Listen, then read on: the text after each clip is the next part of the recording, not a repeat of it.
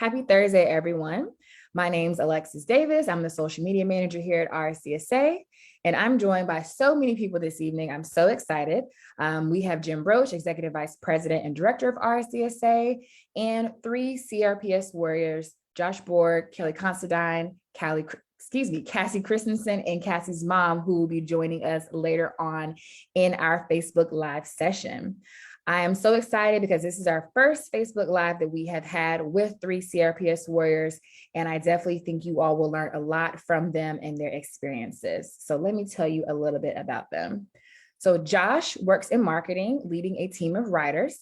He had a minor shin injury in July 2019 after a piece of lawn equipment fell onto his leg. Josh worked with doctors over the next 9 months to find answers for the extended period of pain that seemed to worsen over time. He was then diagnosed with CRPS in April 2020. Since then, Josh has worked with primary and pain management doctors, as well as physical and behavioral therapists, to tailor a regimen that has allowed him to take control of his CRPS journey.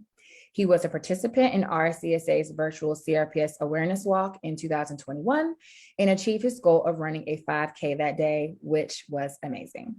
Josh created a team fundraising page for this year's walk in hopes of bringing continued awareness to this condition and to RSDSA. Welcome, Josh.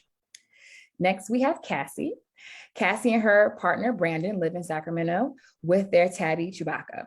Her enormous family and friend circle are an amazing support system.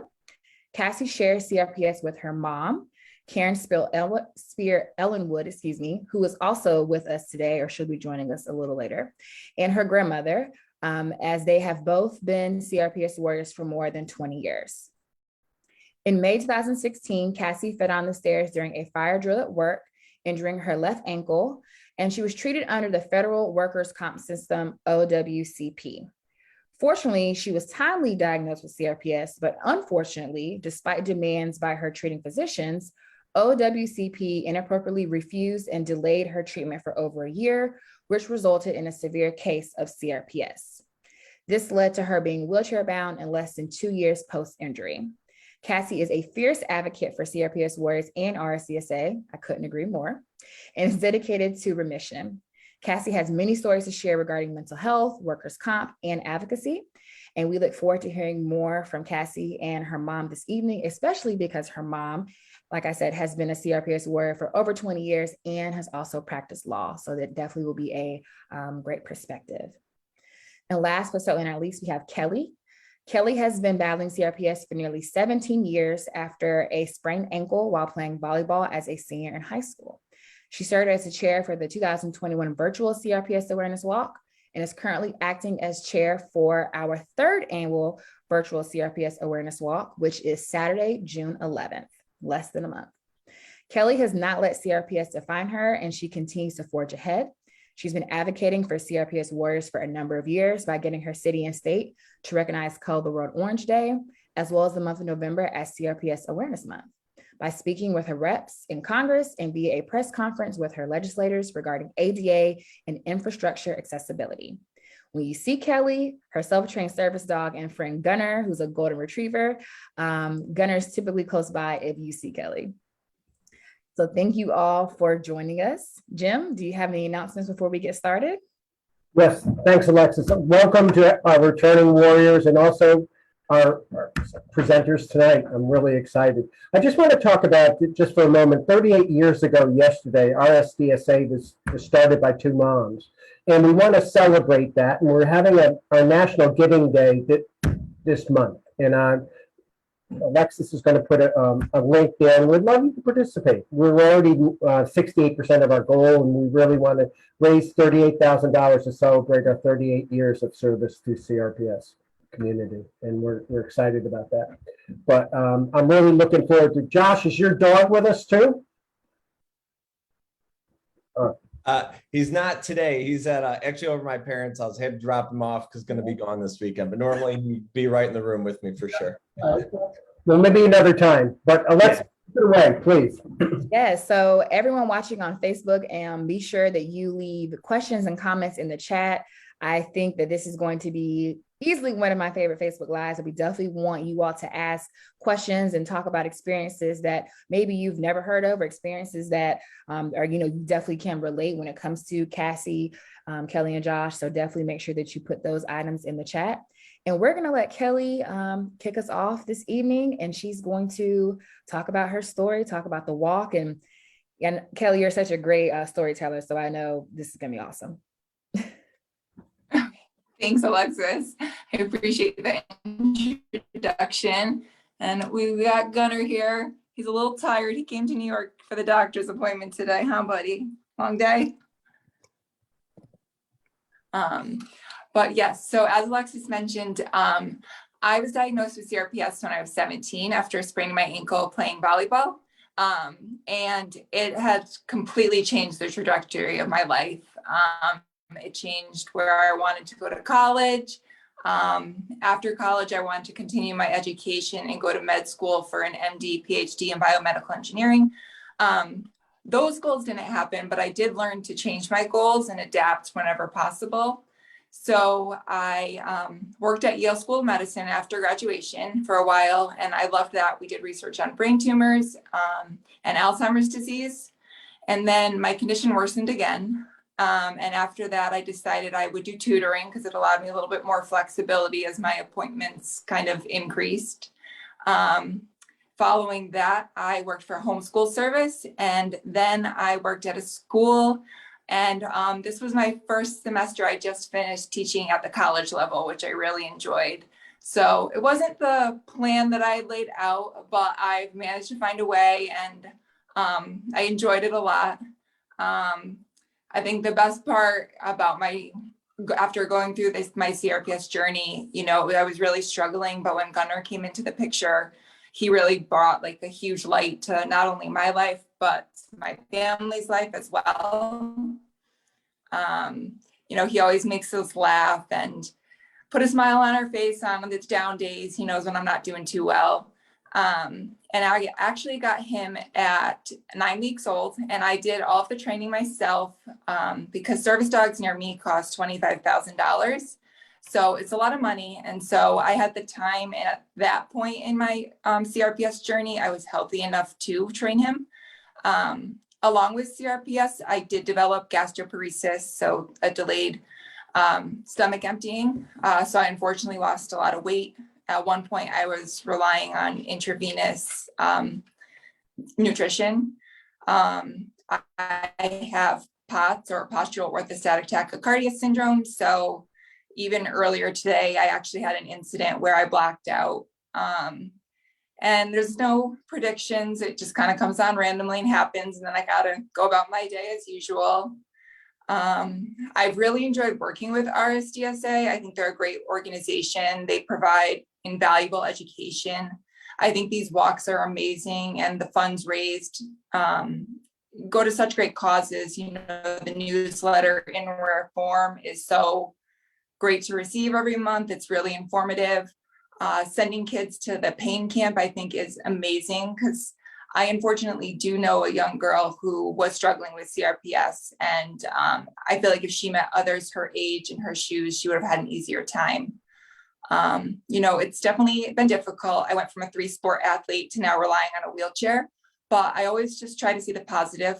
I know if I feel down and I'm kind of, sorry for myself, my pain worsens, and it's not good. So I just try to divert my attention to something else, and staying busy with the walk is good. And I'm always trying to advocate for CRPS. I think it's important to advocate for yourself also when it comes to your doctors. I know a lot of times, doctors will suggest a treatment, and it's okay to say no if you're not comfortable with it. I've done it in the past, and, it's your body. You have to make the right decision for you. What I found most helpful is my spinal cord stimulator and my peripheral nerve stimulator in combo. Those two have kind of helped with my pain. And I also receive IVIG, or intravenous immunoglobulins, and that has helped decrease the spasticity that I get. And I've actually started to gain weight. So it's helping with my GI absorption as well. Because they did a spinal tap last year, and they found that my spinal cord and my peripheral nerves are demyelinating. So basically the protective coating of your nerves is being broken down. So my body's attacking it, and that's why it's misfiring and causing all of these different symptoms. And the IVIG is helping with that. Hey, quick question. A lot of people have difficulty getting IVIG paid for. How is it? Is it a particular code for you? What's helping you to get it paid for? Yeah, so I had done it multiple years ago. They did it on a trial basis, but insurance decided that there wasn't enough improvement, and so they discontinued treatment. And so I brought it up, to multiple different doctors. They tried submitting it under different codes, and it just wasn't working. So what finally worked was they did the bone marrow biopsy and a spinal tap. And the results of my bone marrow biopsy also showed that there was an autoimmune component. So they couldn't pinpoint what autoimmune condition it was, but it was enough evidence for them to approve the IVIG. And so actually this past week has been a year since I've been getting the treatment. And so I get it every week, and the doctors now are going to try every other week and see if it's still just as successful, because I get a lot of side effects.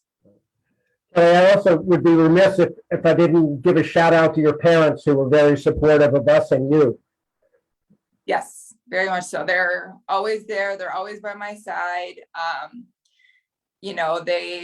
They helped me with the walk last year when we were getting everything set up so we could walk all together. But they're at every doctor's appointments. When I'm inpatient, my mom is right by my side.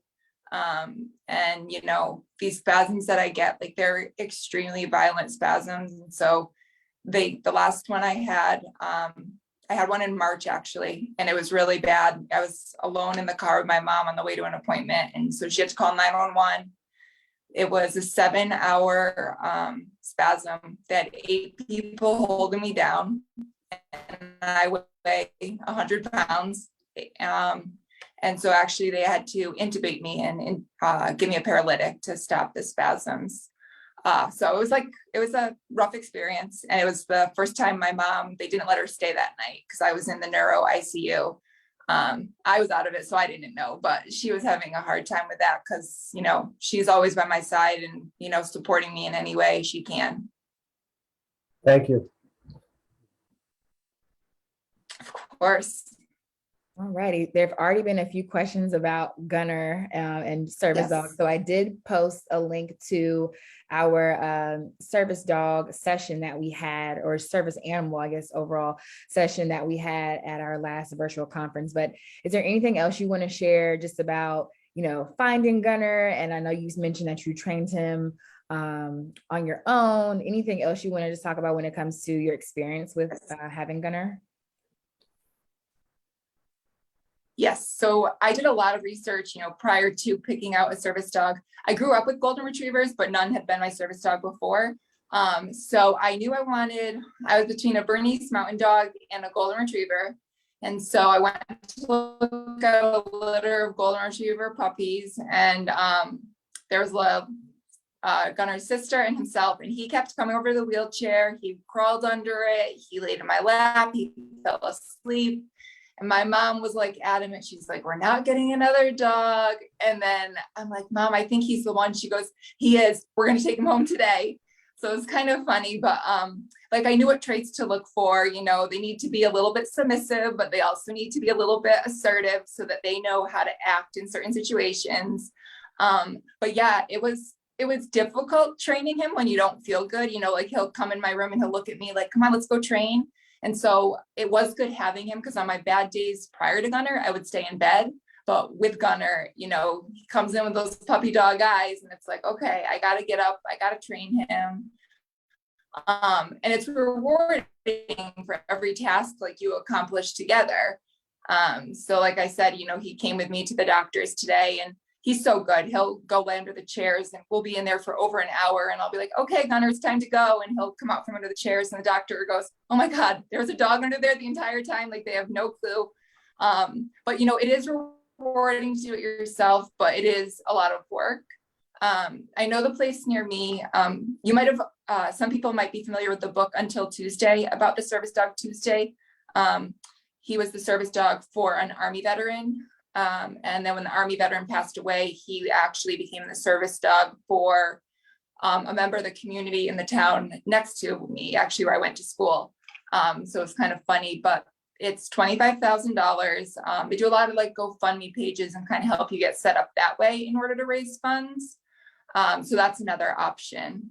But for me, this was a good path, and we got to bond from early on. So he knows all like the indications, and when something's going to happen, he can alert me to it. And, you know, he can just sense, because I think we've just been together for so long. So awesome. Thank you, Kelly. And I know we'll come back and probably have some more questions for you. Sure, absolutely. Thank you. Yes, but now we're going to turn it over to Josh, and feel free to take it away. All right, thank you, appreciate it. So yeah, so my, as Alexis kind of mentioned, my starting in July of 2019, it was actually 4th of July morning. I was mowing the lawn.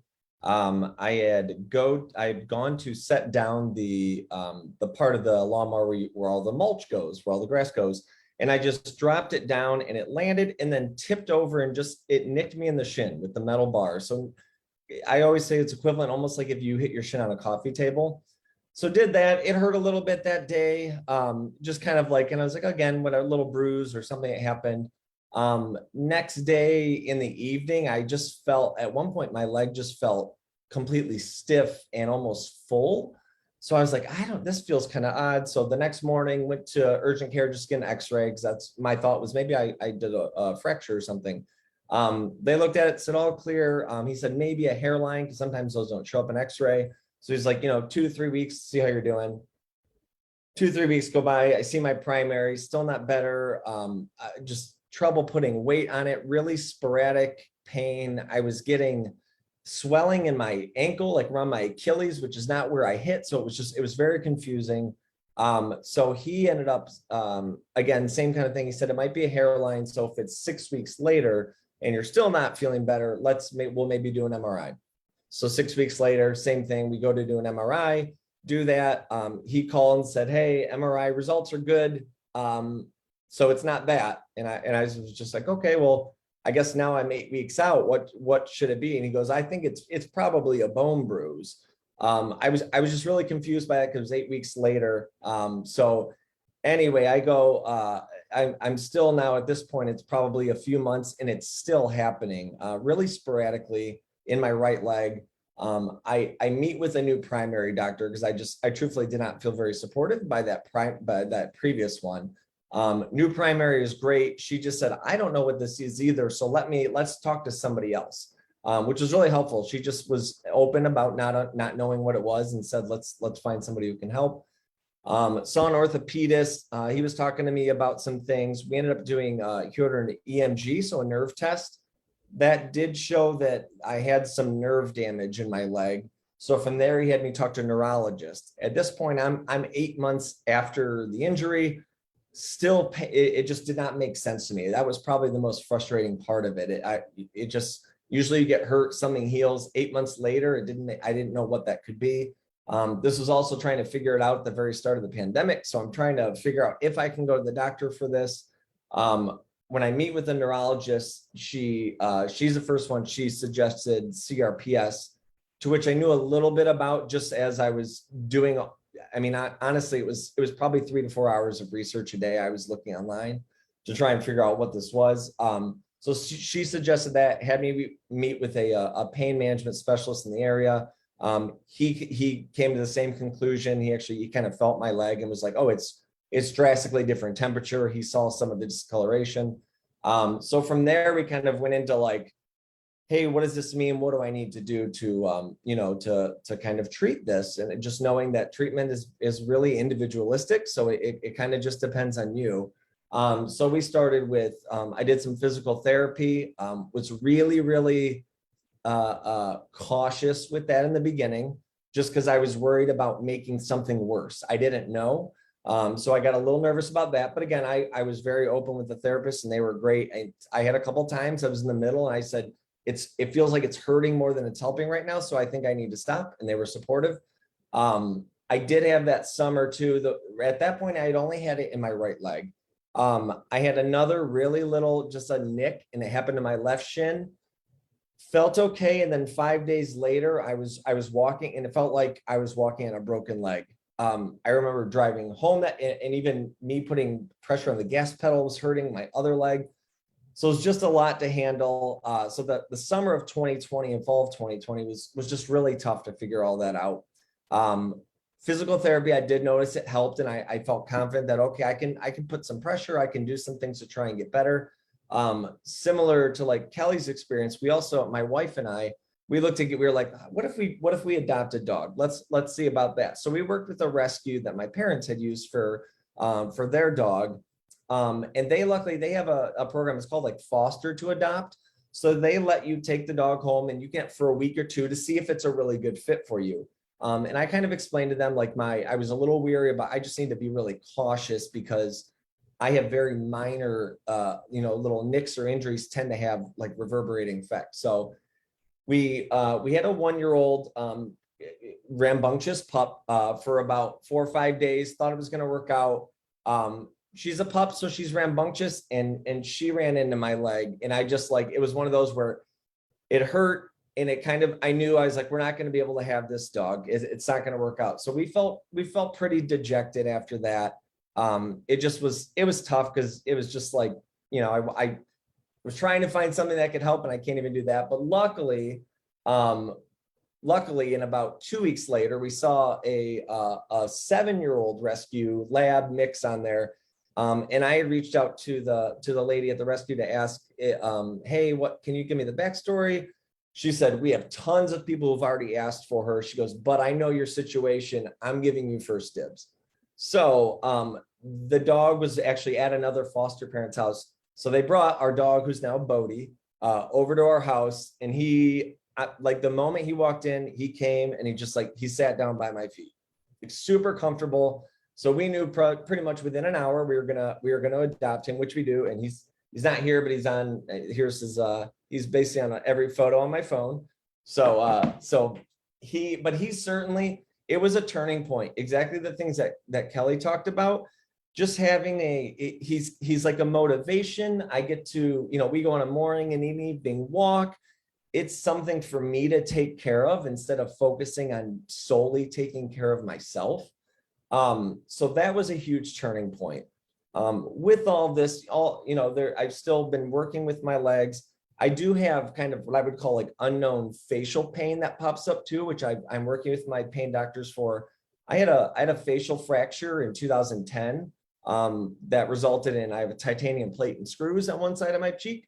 So that's the side that kind of acts up. Again, was fine for 10 years, but decided to act up out of nowhere. But again, we were working with pain management docs and, and medicines and physical therapies for that to try and help. And then along the way, my job has been great in being accommodating for me. Obviously in March of 2020, we all went home, we started to work. Last summer, they started having us back in the office, like in a hybrid schedule. I work with them in our HR team and my doctors where I'm still able to be remote because it gives me flexibility to avoid having flare-ups in the office. I have had instance where when we were at the office, I would have, I'm sure people can relate, you get like a shock and it feels like an actual electric shock. And I would scream out almost uncontrollably. So I was like, hey, it saves me a little bit of embarrassment to not have to do that. So my work has been great. My wife, my family, my friends. I mean, it really is the key part of it. You see a lot of stories where people they can't understand it. So they almost get frustrated with others. But everyone has been just like fully supportive of me. They take my lead with it. They're there for me however I need. I mean, it really is one of the best ways that's helped me to kind of cope and learn along the way. Josh, quick question. When did you learn about us during your journey? Yeah, I through painful hours of searching online. I can't imagine how many Google pages I went through. But I think it was just through pages at one point and I stumbled upon it.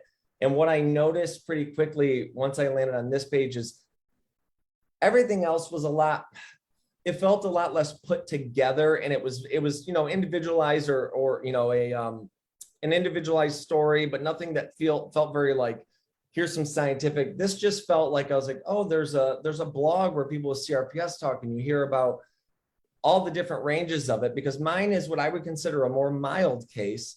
And a lot of what I found early on, it is very, very severe cases. So I was really confused about what to look for.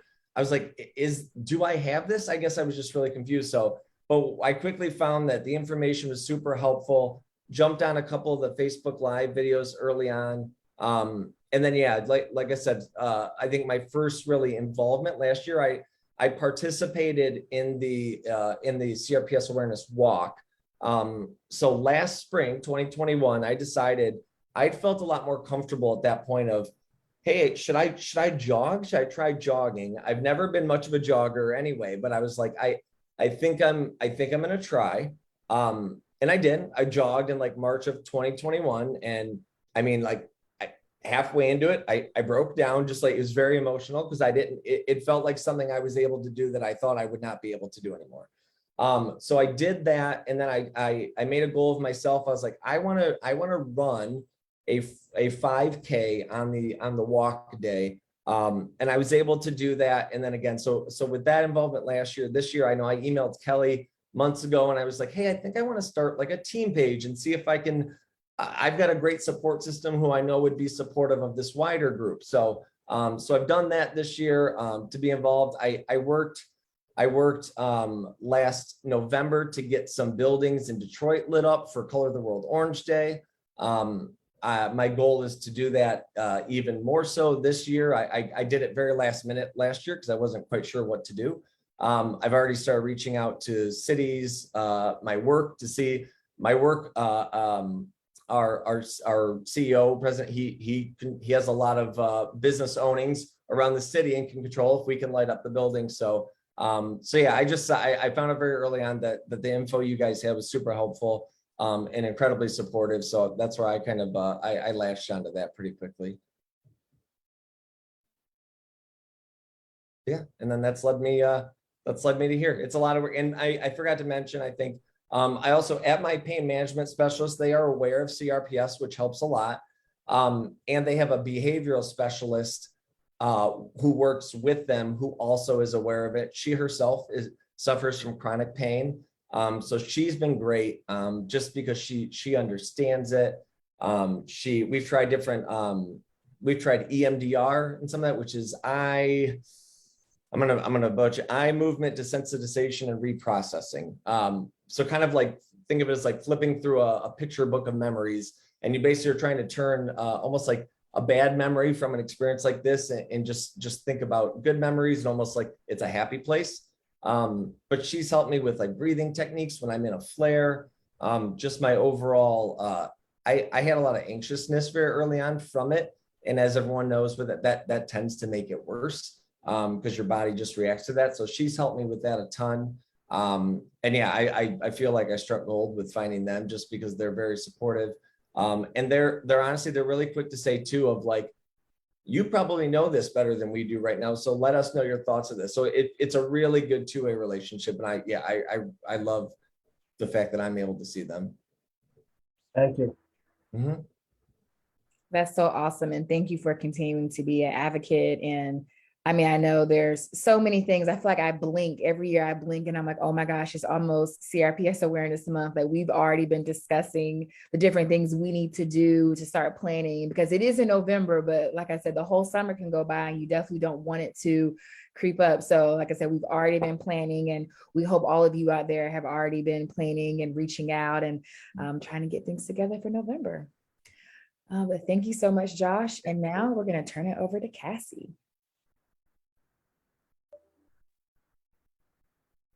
Hey guys, well, thank you so much for having me. I really appreciate it. And Kelly and Josh, your stories are so inspiring and really moving. I don't even know where to start. I think basically my experience is very different from yours, unfortunately, I think because I wasn't afforded those opportunities. Unfortunately, when I when I fell, I had it was a severe sprain, but it shouldn't have been as bad as it was. And I remember blacking out when I fell. And when I came to, I was shocked at the amount of pain that I had had, just like even at that very instant. It was just insane. And I remember looking at this lawyer's face who I had worked with for many years, and I couldn't remember her name. And it was really crazy. And so unfortunately I was taken care of by the federal workers comp system, which I also remember thinking, well, thank goodness I work for the federal government, because I thought I would be okay. And unfortunately they've done the exact opposite and delayed and denied treatment for me. And so after I had fallen, I couldn't even go to the emergency room. I had to go to a different area because it was workers' comp, and I had to wait there while my ankle was just like dangling and awful. It was terrible. And I went through first and second and third and fourth opinions because they kept telling me nothing was wrong, and I knew that something was wrong. And I finally got a neurologist, and the moment I saw him, he was like, "You have CRPS. I'm just absolutely convinced that you have CRPS." And it was kind of crazy because when I was in college, I actually hurt myself in college, and I broke my ankle in like 6 different places. And I was in a wheelchair for a year and a half, and they diagnosed me with RSD at the time. And I did not connect that RSD and CRPS were the same thing until this neurologist was like, "You've had this before and you've beat this before."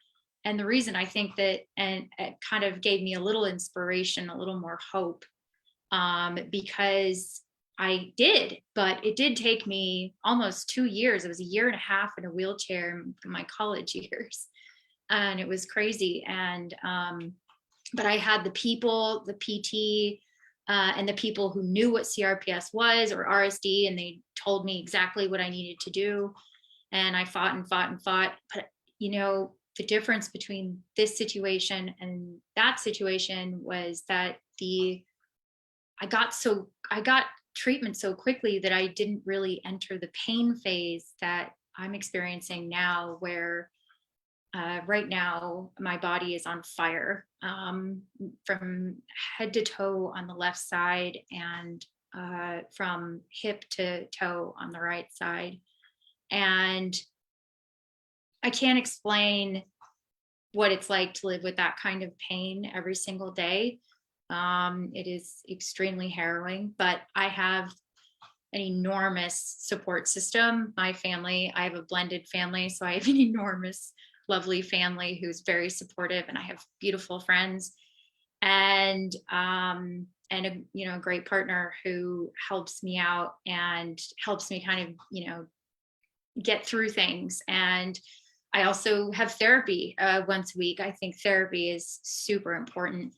I didn't realize how much I actually needed it until I had it. So shout out to Dr. Nyman. I absolutely love him. And thank you to my parents for, affording me that opportunity. It is, I think, especially in Mental Health Month, right? Where I think it's really important to acknowledge that it is not just you.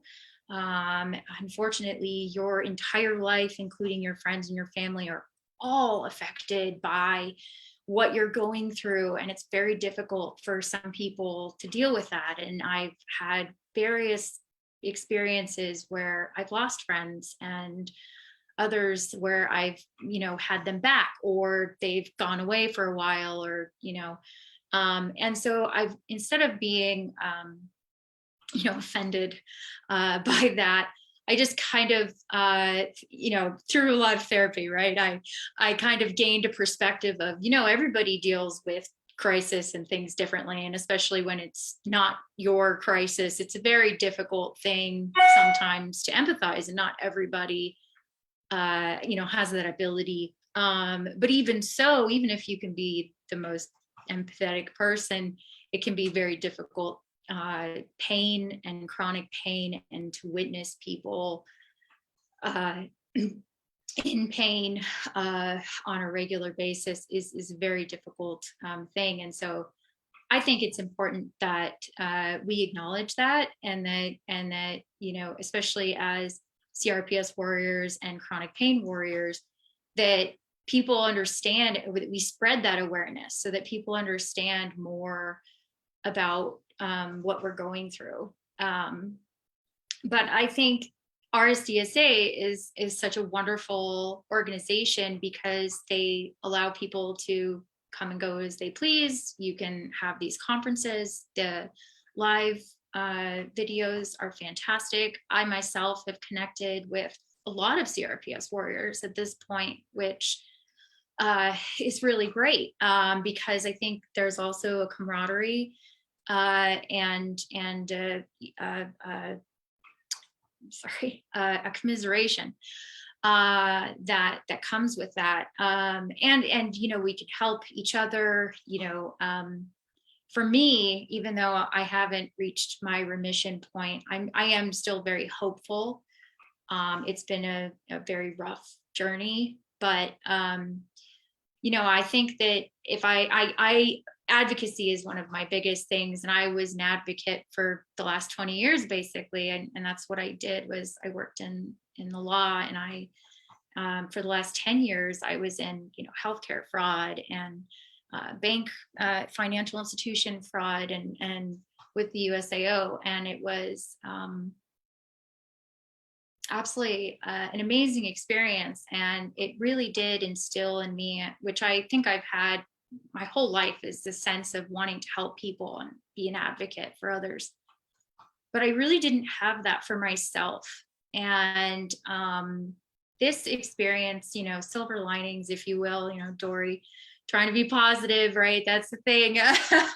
You know, silver linings is that I gained a sense of self-advocacy that I will never lose, and that I also want to put on, you know, put out there for others. Like, don't give up. You know, I've spoken with a lot of people who were just like, you know, whatever, I'm done. And I'm like, no, don't give up. You know, you can get there. You just need to get the right people, you know, and I do have good doctors. And the problem for me is that they aren't being acknowledged. The requests are being denied or delayed for erroneous reasons, and just quite frankly criminal, what's happened, because, you know, they basically took everything from all the opportunities that I had to get better. You know, if I had received the treatments that they were requesting for me at the time, you know, it's the other thing. It's cost benefit analysis. I would have cost the government a fraction of what I've cost them now if they had just helped me, and I would be walking. I haven't walked in over 5 years. It is, you know, and my CRPS went from one side to the other, and now you know, 3 out of 4 limbs. It is, you know, criminal in my opinion. But you know, I think one of the biggest things too is that we need to I want to eventually create my own advocacy group that will focus on Congress making radical changes for legislation in healthcare and workers' comp, because even across the board, at least in state workers' comp, you have some rights, and federal you don't. And it's a really big thing, and it's a really big deal that I think people don't actually realize, and I certainly didn't. You know, something I would have wanted to be warned about, quite frankly. And so I'm kind of, you know, I do my best to stay positive and keep my chin up and do my best. I have better days than others, but, you know, and with complications like this whole pandemic, like you guys were saying, like totally crazy, right? And I've had COVID 3 times now, and the reason I have this cannula is because I'm still somewhat dependent when I speak and on exertion. Yeah. And so all these other complications, I have liver issues, I have all of these other complications, like you were saying, Kelly, the gastroparesis, I'm pretty sure that that's what they're going to diagnose me with pretty soon. I already had a number of things where I have like slow transit and issues. Everything is affected, right? And it's not even it's not, one of the things I also get upset about too is the regional part. It starts out as regional, but it's truly a whole body system, because you're talking about a dysfunction of your central, peripheral, and autonomic systems. And to do that to a human body, we're talking about, it's like lupus, fibromyalgia, and MS in one, right? I mean, this is a very complex disease. And I think it's just insane that it's not studied more. And so that's why I'm really big on the advocacy and the spreading of the awareness, because the better we understand this, the better, the more we can do. Cassie, thank you for sharing your story. And I would just say, don't just do federal workers' comp. The whole system is unjust. State. It is. But, Alexis, I know we have so many questions for our panelists, so please, let's begin.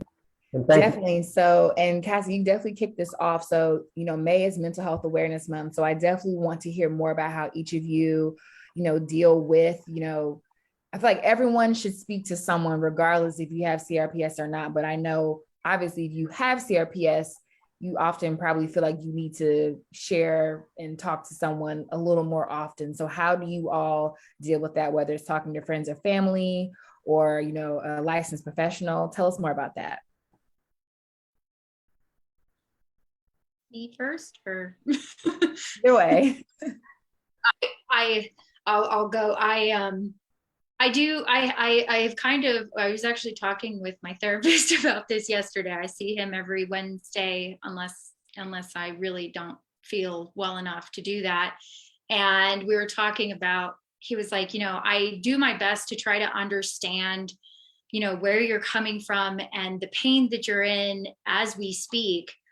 And it's so amazing to me that you can still carry on a conversation and all of this. And I said, well, after 6 years of dealing with this on a second to second basis, it's adapt or die, right? And for me, the latter is not an option. I'm a very big advocate for pushing. You just be here now, just keep going, just keep swimming. Do your best. Don't give up. It's the absolute worst thing you can do for yourself and your family members. And I know it's very hard to struggle with. Oh my God, I'm so sorry. Oh my goodness, I'm so sorry. No worries. It's very hard to struggle with these things on a regular basis and just in your own mind. And so I think it is extremely important to talk about that. And one of the things that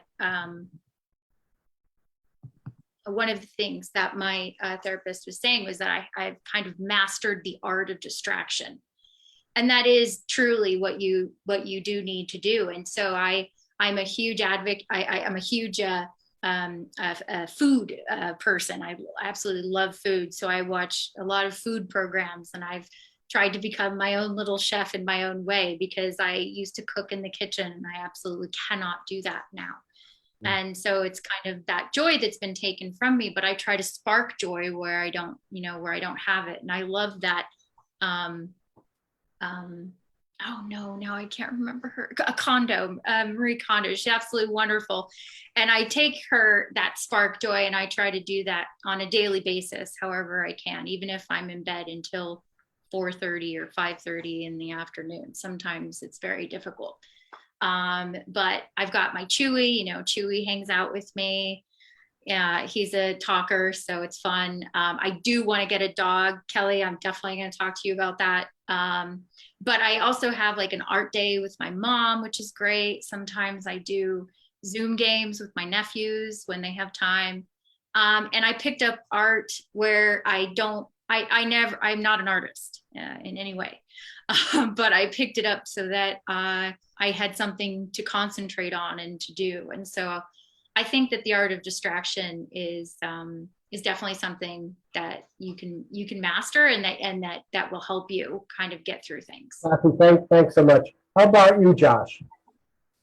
Yeah, so I mean, what helped very early on is I had tons of discussions. I was with my wife. She's, hearing this every day, but at some point, I want to say it was like summer of 2020, so like a year as I was dealing with this. I also know this is a big change for her too, and I was like, this can't be her responsibility to be my therapist through all of this, So one thing I did is in that summer, I emailed my family, and they knew about, I seen them. My sister was at that point out in Massachusetts, but she had known about things. I talked to my family about it, but I sent them an email to really say, like, here's what I know of this CRPS. Here is my plan of what I want to do to get better. And in there was, I talked about, I need my emotional awareness, physical therapy, just being mindful of any triggers. And my purpose with that, I told them, I said, now that I've got this and I've voiced it, I have to hold myself accountable because I've told people I'm going to do this. So now I will, because it's an external thing. So I did that. And I mentioned too, I met with a behavioral therapist through my pain management doctor. And I had not gone to like mental therapy or behavioral therapy before, supportive of it, but just had never gone. So I was just like, okay, let me feel my way through this.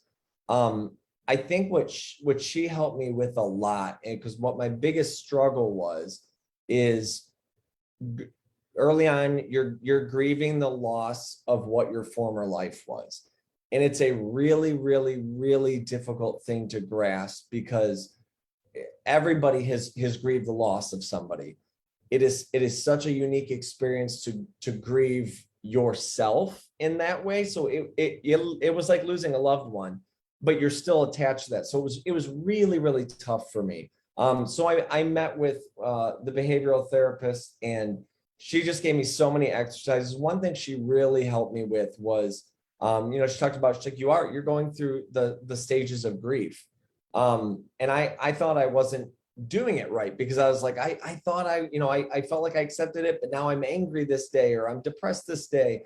And she's like, it is not a linear thing. It is meant for you maybe are at acceptance one day, but you have a flare up and you can be back in anger the next day because of that. As long as you keep, then the day after that, you progress to go back towards acceptance. And actually advocacy is something she mentioned of, like, everyone hears 5 stages of grief. She's like, there's kind of like a 6th stage, and it's people who become advocates.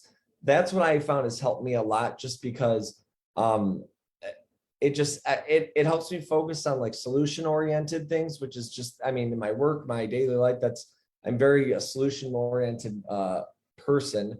So just being very open and vulnerable with what my thoughts, what my feelings were, that's really helped me. And yeah, I think everyone on here so far has talked about how just talking to somebody, a therapist, and just the mental behavior side of it is so crucial.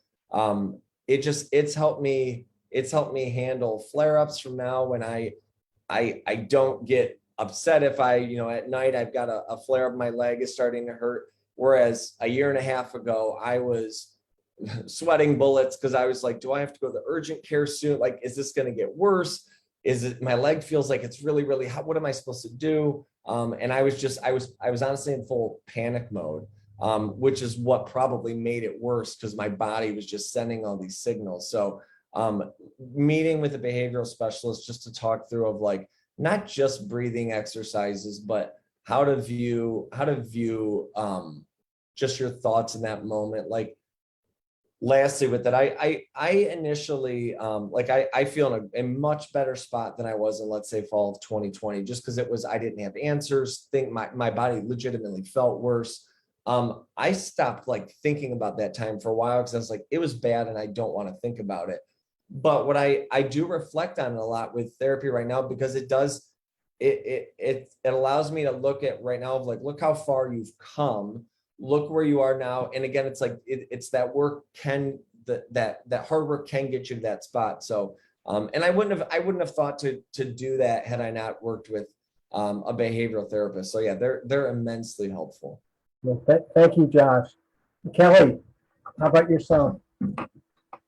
Yes, so I've tried a few things over the years, and similar to Josh, I had actually written a letter to my family and friends because they didn't really have a grasp on what I was going through. And so like family functions were a struggle for me because it seemed like the only time they would ask me how I was doing was if I was present and right in front of them. Like I didn't have them reaching out like, how are you feeling today? Or how did surgery go? And so I felt like if I kind of just laid it out all on the table, like it'd be a bigger, support system, better understanding. So I did something similar with that. Cassie, I can relate to you. I was 17 at the time when I got hurt. And so it was a tough age, so I did lose a lot of friends. I had friends say I was making this up for attention. But then I also had, really genuine friends that were by my side through it all. One of my friends stayed in the hospital with me for a week, but then from the mental health component, I did do biofeedback. Because originally when I was getting this spasticity, they didn't originally tie it to the CRPS. They thought it was just something more maybe like anxiety induced or something that I could control. And one night my parents took me to the emergency room because it was so bad. And they called my pain doctor from the emergency room and they're like, we've given her this, and this, like so much medication and she's still spasming. Like, I really don't think it's a psychological thing. And a sleep study did confirm that. And I also, the biofeedback too, as soon as I got into a relaxed state, I started getting spasms. So that was stopped. And then I've also done like guided meditation, breathing exercises. Like when I get my feeding tube exchange, I use just the guided meditation and breathing exercises to get through it. I don't use any anesthetic or anything. I don't do old anesthetic. So I use those practices in that way because it has to get changed. At one point it was like every other week, but now it's like 3 months they've been lasting, hopefully, fingers crossed. So that I haven't had like a lot of experience with the mental health component. Like Josh, I think it's great that your practice integrates it right in. I haven't had that experience. So mine's kind of just been kind of like going out and finding my own sources and trying to work through it that way. Awesome. So I know we are coming up on time, but I did have one question that I think everyone would love an answer to, and each of you can definitely answer this one. It says, question for the panelists: what is the best way that we can advocate for you and CRPS awareness?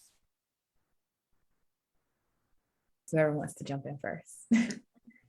I guess I'll start. So as Alexis mentioned in my bio, this year I had the opportunity to speak with members of Congress and senators and ask them to not put restrictions on pain physicians and individuals that are and frequency of visits, because when you're in this like chronic state of pain, it is difficult to every 30 days have to go to the doctor and get your refill. And it is tough for the physicians that think, maybe a little bit higher dose would be more beneficial, but they're restricted on their end. So I advocated for that with Congress. And then after I spoke to my representatives, they actually called me and asked me to speak at a press conference for ADA accessibility. So really, I think just reaching out to whether it be your local, your state, your federal representatives, and, asking them to like look more into, rare diseases and, trying to funnel resources in that direction is huge. November, like Alexis said, advocating in November is like a huge thing. So if you start now, hopefully, you know, you can get recognition in your town, your city, your state. Like Josh said, lighting up buildings and just really just reaching out to anyone you know that you think can help get the word out there. Spread it on social media. You know, we all live in like this day and age, and now with everything being virtual, your voice can be heard no matter where you are. Yeah, I was gonna echo. Oh, go ahead, Cassie. No, go for it. Okay. I was actually gonna echo a lot of what Kelly was saying of just as much advocacy and bringing awareness. You know, we talk about that a lot is awareness. As much as that can get amplified. I know when I started trying to be involved I wrote a blog for the RSDSA blog, joining this. I'm typically a very private person on social media. I had it so I could look at pictures of my niece and nephews who are out of state, but I started to like interact with it more. And again, that made me uncomfortable initially because it's a lot more public than I like to be. But I told everyone, you know, I said, if I'm asking for people to donate to this, I feel it's only fair that I tell you why I'm asking that. So I gave a long list of that. I'm very open with my team at work about it. I oversee a team of 12 writers. I give them the full rundown. I was like, hey, here's what I deal with, just so you guys know why I'm, you know, remote working. Because my hope is as we continue just to advocate, it's, you know, yes, the end result is always like, if there's, you know, finding treatment that is, you know, somehow universally works, that would obviously be incredible. But the thing I think that could help most is just, I think about, you know, I search and it took me 9 months to kind of get diagnosed, and I still feel pretty lucky that you know, it only took 9 months. I just think about other people who are searching. If we can help somebody go from 4 months of searching to 2, because it's much more known. That's kind of my personal goal of why I want to just keep being super active with this. So any kind of sharing is just, you know, it's almost like, hey, any news is good news with as far as like the information we share. So I just think advocacy is so huge. All right, Cassie, we'll let you bring it home. I would add to that what I do is I've noticed that not all medical professionals understand what it is. And this lovely laminated thing here from RSDSA, I take every single time I leave anywhere. And so not only did I educate, and I think it's super important to educate people about it and just to let them know this is what it is, and hey, you've got your phone, take a shot, there you go, there it is. And they do it, and I, you know, I actually have not had anybody refuse. Everybody has done it, and I keep it with me constantly. It's right here in my chair, which I'm lucky enough to have also through the post-COVID clinic, because I had issues. I went from being able to move in a wheelchair to not being able to move at all. And so now through No Motion and the PT, and they did a home eval and all of that, I was able to get a electric wheelchair. So if anybody wants to know about that, I'm happy to discuss that. But educating people about this is the most important thing that we can do. And that's, I have the team Just Keep Swimming for the 3rd annual walk. So, you know, we're there and we're trying to raise awareness. We've got people across the globe, which is fantastic. I have my sister in Germany, and then we have the rest of us. And then we have some friends in UK and other things. So it's like, and then the rest of the family is all in the United States, but we're trying to spread awareness however we can. I thought this year, I did it different this year, and I actually created a 1-pager that has our RSDSA page. It's got my little photo there. You can see Just Keep Swimming. And then it's got a series of links, of different links that I found helpful, that have good resources, and not only good, but reliable. One of the things that I also find is that in researching, and since it was like my life to research, basically, it's what you do in the law, right? And read and write, right? I found there's a lot of misinformation out there, actually. And so you need to be really involved in your sources and make sure that you're looking at like peer-reviewed journal articles, or you know, something that comes from a reliable source. The other thing that I would say is I just attended an Eat for Medicine seminar yesterday. I would highly recommend that if you in your healthcare, like Sutter, I did it through Sutter, but there's also UC Davis. They have a lot of free webinars that you can attend that will help you. Inflammation is the biggest problem that we have, right? CRPS, it is inflammation. It's a neuroinflammatory, very like autoimmune disease, right? We're talking, it's very, very inflammatory. So the best thing that I think that I could offer in terms of advice too is no alcohol and anti-inflammatory diet. And it really sucks because, you know, everybody likes to have a drink now and then, but unfortunately it is very inflammatory.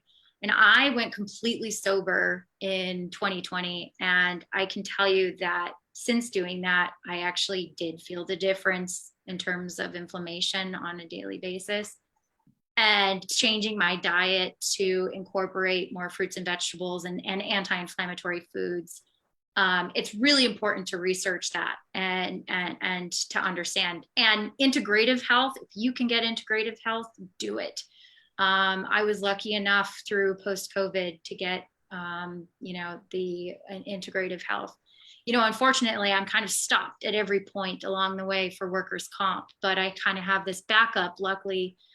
And I would hate to say that COVID is a silver lining, because I hate to say that. But for me, getting the help that I need has kind of been that, because they can treat me, because it is, you know, what they want to help you. They actually want to get things done. So I think just education, super important, and the, you know, education is power, right? The more you educate yourself and you understand about your own disease, the better advocate you can be for yourself and then for others as well. So Thank you.